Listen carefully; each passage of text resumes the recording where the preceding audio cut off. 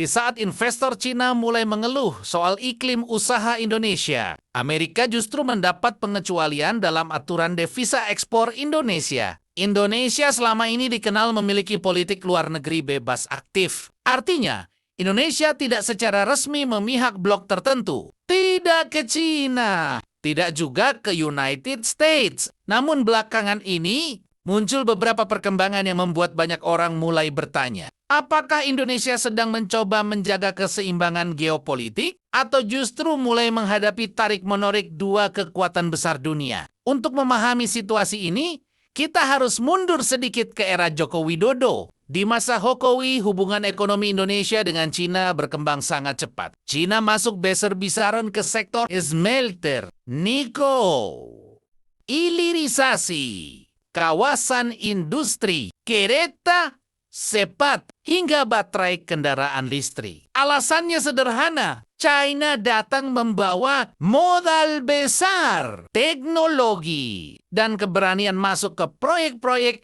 berisiko tinggi. Karena itu, China kemudian menjadi salah satu investor terbesar Indonesia, terutama di sektor strategis, seperti hilirisasi nikel. Namun sekarang mulai muncul perkembangan yang menarik. Kamar Dagang China di Indonesia mengirim surat kepada pemerintah. Isi surat itu cukup keras. Mereka mengeluhkan aturan DSDA, kenaikan pajak dan royalti, pengurangan kuota nikel, hingga dugaan pungutan liar dan ketidakpastian regulasi. Kalau diterjemahkan secara sederhana, pesan mereka adalah, kami masih ingin investasi di Indonesia, tetapi biaya dan ketidakpastian mulai meningkat. Dan yang membuat situasi ini lebih serius, pengusaha Indonesia juga mengatakan bahwa persoalan tersebut memang sudah lama dirasakan dunia usaha dalam negeri. Artinya, ini bukan sekadar keluhan investor asing. Ada sinyal bahwa dunia usaha mulai merasa friksi bisnis di Indonesia semakin besar.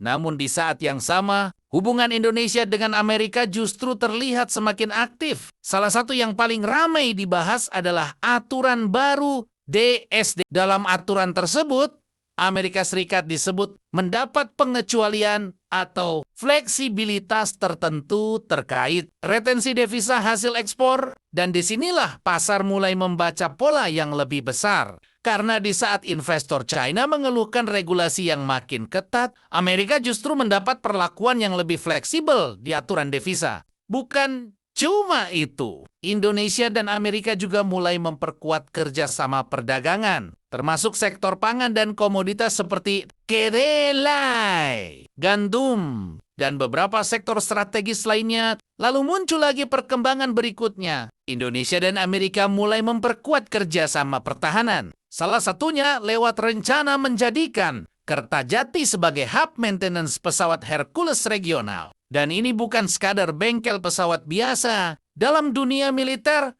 maintenance berarti akses logistik, dukungan teknis, rantai pasok, dan hubungan strategis jangka panjang. Nah, disinilah situasinya mulai sangat menarik. Di satu sisi, Indonesia tetap membutuhkan Cina untuk investasi dan industrialisasi. Tetapi di sisi lain, Indonesia juga ingin menjaga hubungan strategis dengan Amerika. Dan sebenarnya inilah bentuk nyata politik bebas aktif modern. Indonesia mencoba tetap dekat dengan semua pihak, tanpa secara resmi masuk ke kubu manapun. Masalahnya, bermain di tengah dua kekuatan besar dunia tidak pernah mudah. Karena Cina dan Amerika bukan hanya bersaing secara militer, mereka juga bersaing dalam ekonomi, pengaruh kawasan, rantai, pasar, teknologi, hingga dominasi geopolitik global. Dan Indonesia sekarang berada tepat di tengah permainan itu.